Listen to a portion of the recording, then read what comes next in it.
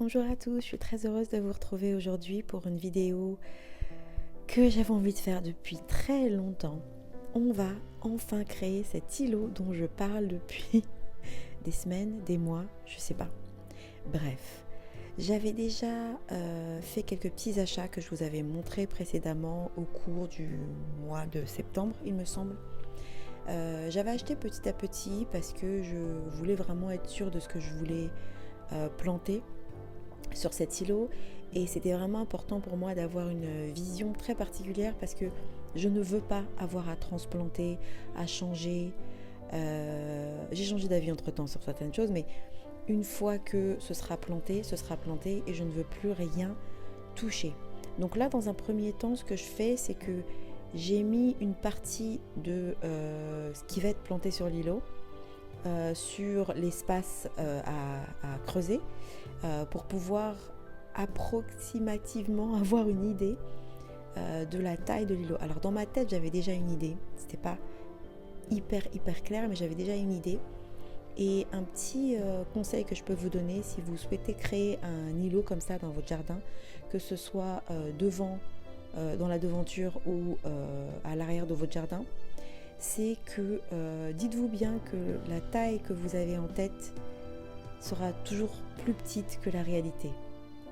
Je ne sais pas pourquoi, j'avais lu ça quelque part et il s'est avéré que c'est bien le cas, parce que quand ce que j'ai essayé de tracer avec le peu de peinture qui me restait, une fois que j'ai tout tracé, je suis montée sur le balcon, je me suis rendu compte que ça allait être trop petit, et par rapport à la taille du jardin, et par rapport à l'espace que j'ai envie de laisser entre chaque plante, parce que les plantes vont grandir, grossir, prendre leur place en fait. Donc il faut aussi prévoir ça, il faut prévoir de laisser de l'espace à vos plantes pour pouvoir se développer, parce que le but c'est qu'elles grandissent, qu'elles grossissent, qu'elles s'enracinent, on dit ça, qu'elles s'enracinent et qu'elles se sentent heureuses. Voilà. Donc j'ai bien travaillé, ça a été moins pénible que pour le patio, mais ça a été quand même un peu pénible, je dois vous avouer. J'ai fait ça en une journée, ou en tout cas le traçage et comment dire, le retrait du gazon. Et en fait, à chaque fois que je découpais une parcelle, je m'assurais de bien retirer tout le terreau qu'il y avait en dessous pour garder le plus de terre possible.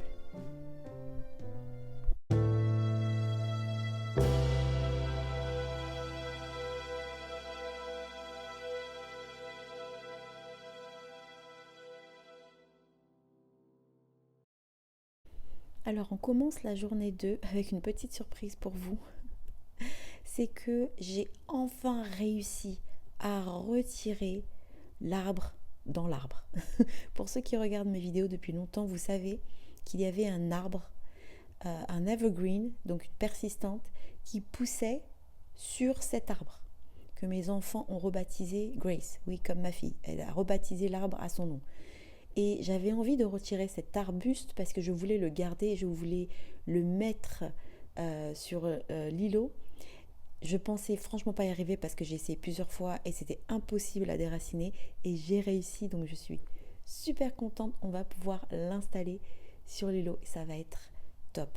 J'ai aussi prévu du terreau tout frais en plus et du compost, et ça c'est génial.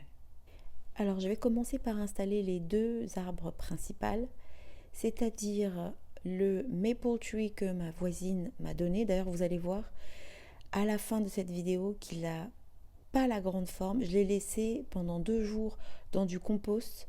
Il allait très bien.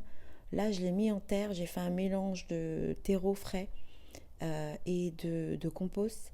Et à la fin de la vidéo, vous allez voir qu'il a séché. Alors, je me dis que c'est juste parce que c'est une réaction, tout simplement, et qu'il va certainement se remettre. Donc, j'attends de voir. Et s'il ne se remet pas, j'achèterai un arbre avec mes petits deniers, j'achèterai un maple tree. D'ailleurs, je compte installer un autre maple tree, un érable, pardon, j'ai toujours maple tree, un érable. Je compte en installer un aussi devant le jardin. Ça fait très longtemps que j'en ai envie, mais de taille un plus grand. et un foncé, vous savez, un violet, marron violet. Bon, bref, tout ça pour dire que cet arbre, on espère, on croise les doigts, que l'hiver passé, au printemps, il aille mieux et que ce mélange de terreau frais avec beaucoup de compost lui fasse beaucoup de bien.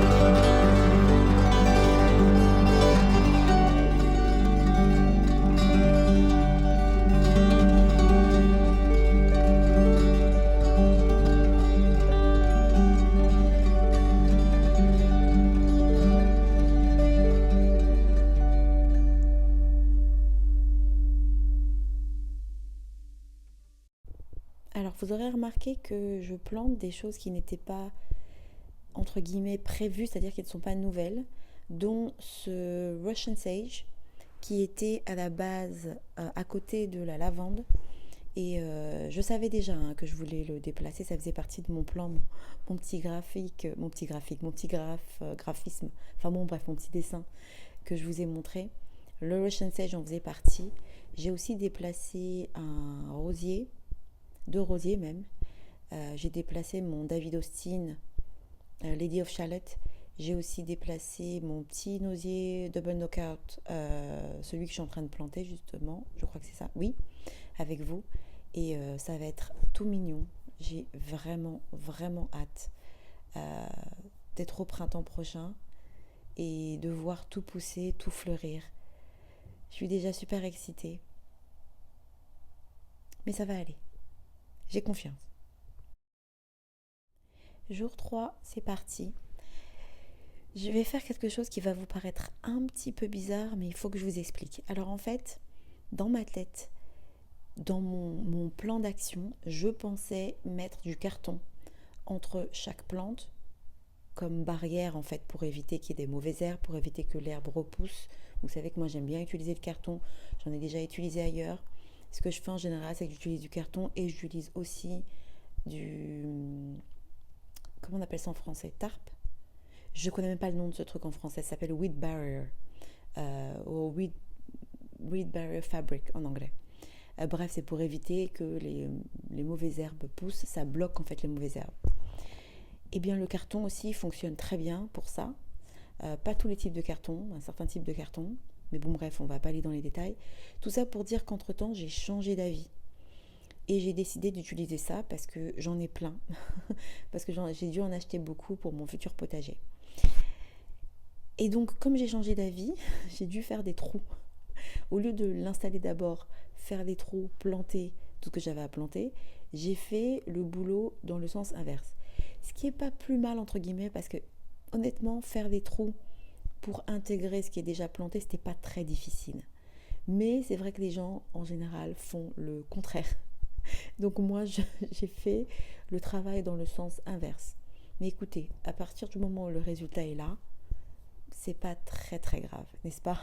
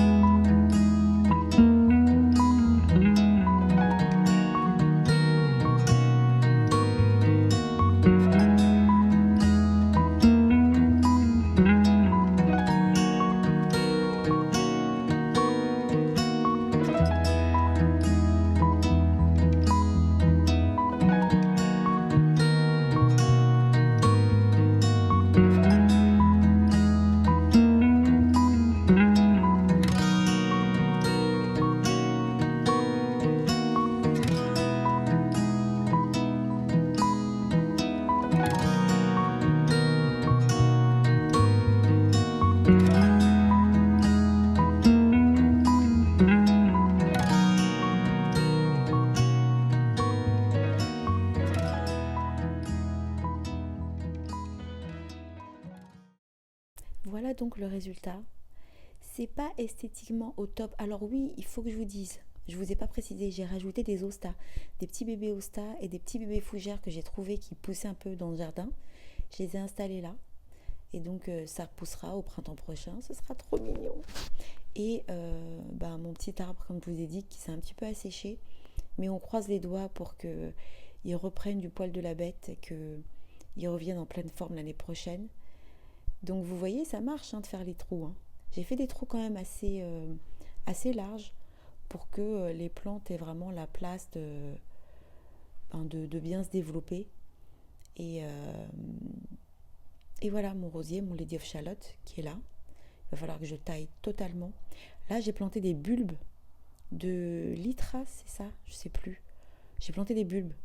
Du coup, j'ai laissé un espace ouvert. Je vous mettrai une photo de ce que j'ai planté, parce que je me souviens plus exactement du nom. Mais on a terminé pour aujourd'hui. Voilà donc pour la création de l'îlot au milieu du jardin.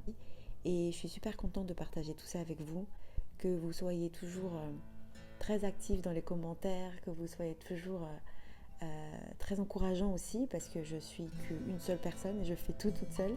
D'ailleurs, j'ai fait le paillis, mon mari m'a aidé, donc c'est pour ça que je n'ai pas filmé. J'espère que cette vidéo vous aura plu, que vous aurez passé un bon moment avec moi. Et j'ai encore plein de projets pour vous, vous inquiétez pas. On se retrouve très vite. À très bientôt. Bye.